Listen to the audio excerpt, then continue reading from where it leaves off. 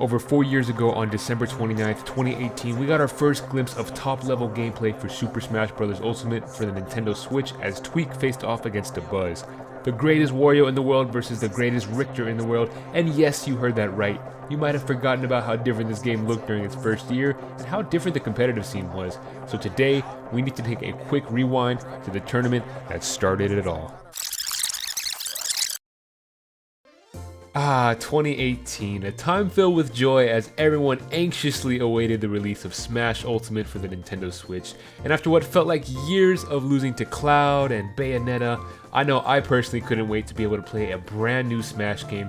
For me to still go 0-2 at my locals, but I was just excited, you know, up to this point. You know, the Switch was still a relatively new console, and it kind of felt like there were no games that made it worth it to buy the system. But this was the perfect time to buy a Switch if you didn't already have one. And that's because Smash is such a staple game, and just the timing around Christmas, it just made so much sense to get a Switch right now. I couldn't wait to test out all the new characters, to see what changes were made to my favorite characters, and to start attending tournaments in this new era of Smash. A couple weeks before the game was released, we had our final major Smash 4 tournament at DreamHack Atlanta, which ironically had the same two people in Grand Finals as our first major tournament for Ultimate, but we'll get to that in a little bit. Smash Ultimate ended up releasing on December 7th of 2018, which I honestly remember so vividly.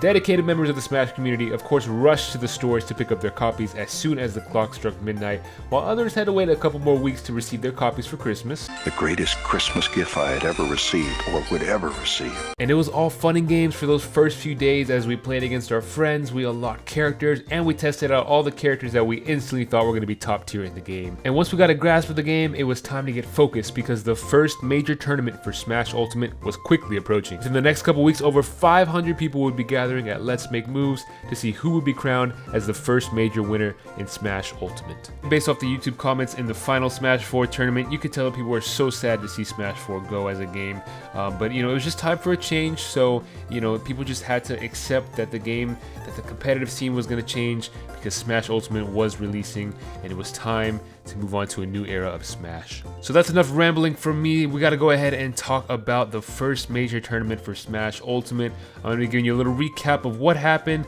what characters people used to play, and yeah, all that kind of stuff. So let's go ahead and talk about it. Like do not lie to yourself. Don't be real. Inkling is one of those 5 matchups that all your friends are going to bump into. Yes. Yeah, so if you don't have an Inkling in your region, just find one online. Just Wi-Fi it. Wi-Fi that out. Yeah. Oh boy, were we wrong about a lot of things. I remember when Inkling was so hyped up at the beginning of this game and everybody thought Inkling would be so good. And I feel like I haven't seen an Inkling in years. It really feels like that. And even at the start of the game, I feel like there weren't a whole lot of Inkling players.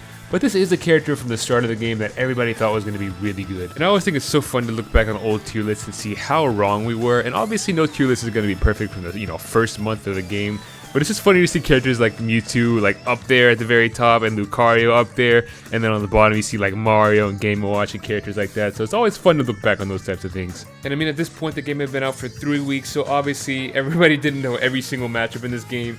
We had characters like Ganon versus Ridley in top 64. And this set was actually super hype. This guy did a reverse 3-stock. Fuel in his tank. The Wizard Kick coming out. Look at how dangerous the situation is. Up tilt, nearly killing. He's looking for, I thought that was going to be fair all day. Rough spacing by Dre right now. He's looking for it, but it's so close. And literally anything can kill from either of these monsters right now. Any of these aerials connect.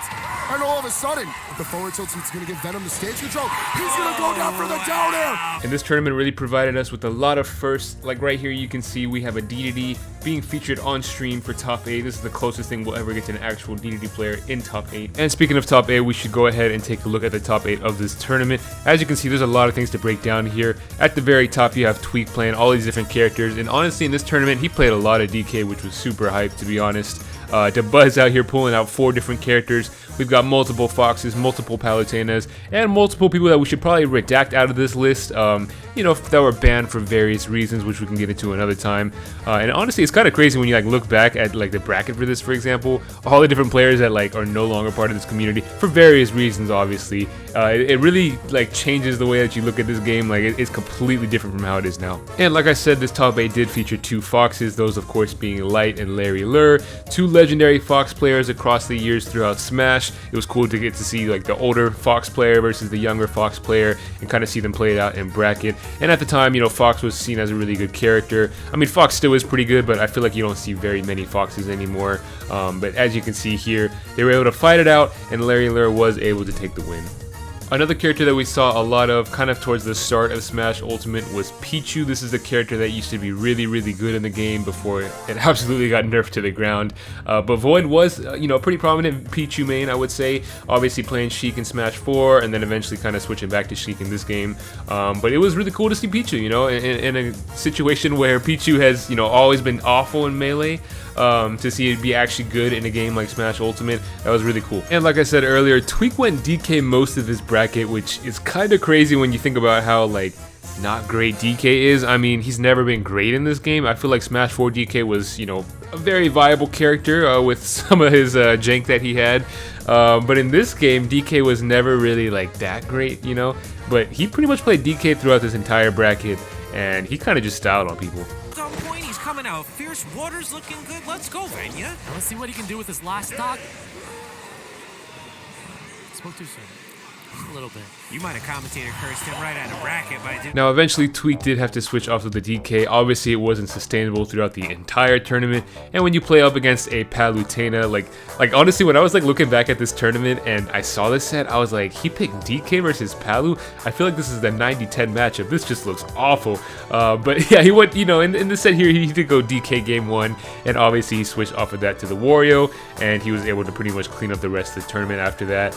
But I still give mad props to sticking to the DK throughout most of this tournament. That's really impressive, honestly. And before we get to the last couple sets of this tournament, I just want to thank you guys for all the support recently. My last couple videos that I've done have gone crazy. A lot of people have said that you really enjoyed the videos, so definitely let me know in the comments if this is something that you enjoy, and if there's any specific tournaments that you want me to do kind of a rewind on and kind of remind some people of what went down at those tournaments. Definitely, if you like the videos, make sure you subscribe. It is free, so all you have to do is click a button and you'll be subscribed to the channel, and anytime I upload a video like this, you'll be notified right away. Other than that, I want to thank you guys again, and let's go ahead and get to those last couple sets. Alright, winners finals, we get to see Tweak versus DeBuzz, the same matchup that we saw in the final Smash 4 tournament. It's going to be in the first major tournament of Smash Ultimate here, and it's Tweak's Wario versus DeBuzz's Richter. Now, he did play other characters throughout this set and throughout the grand final set, but I just wanted to point this game out because I feel like Richter is such a DeBuzz character, and I'm honestly surprised that he kind of stopped playing this character altogether. I'm sure he stated why that he stopped playing it. I'd have to probably search the internet forever to find that, but it just seems like such a DeBuzz character, you know, like the zoning, the projectiles. I just really see this being a DeBuzz character. So it was kind of cool to see him play like a character that he doesn't play at all anymore. And like I said, it's really interesting to go back at these old tournaments and see, you know, some of these top players play characters that you would never expect them to play, or that you might expect them to play, but you've never seen them play. For example, Richter with DeBuzz. And like I said, DeBuzz pulled out multiple characters throughout this tournament. He does play the Rosalina here, and he also busts out the Palutena for the final game in Grand Finals, and nothing seemed to work as Tweak secured a moment in history as the first winner of a Smash Ultimate Major. Not going to go ham off stage. Going to give Palutena, going to give DeBuzz a little room to work with.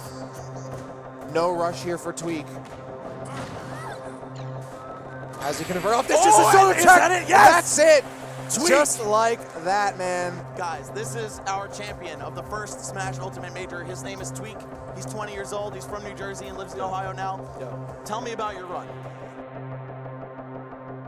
How long did you struggle with Donkey Kong, and how was your thought process on the character, and how was that experience overall? How was that experience? It was a bad experience, Charles. Please don't make me remember that.